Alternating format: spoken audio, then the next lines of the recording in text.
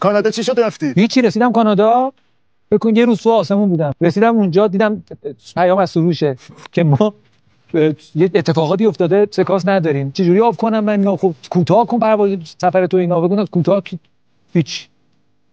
فرودگاه فقط رفتم نیاگارا، بگم دارم برمیگردم، دیدم شلوغ شد، پلیسا زیاد شدن. مسئله چیه؟ بعد میدونی ماجرا چیه؟ ماجرا اینه این پلیسا میگه من خونم اینجا تو یانگه، صبح از خونم اومدن اینجا، هنوز سفری تموم نشده برگردم، این از خاورمیانه اومده داره برمیگرده. بعد این اصلا فول، اینو من این حتما یه بمبگذاره، یه چیزیه.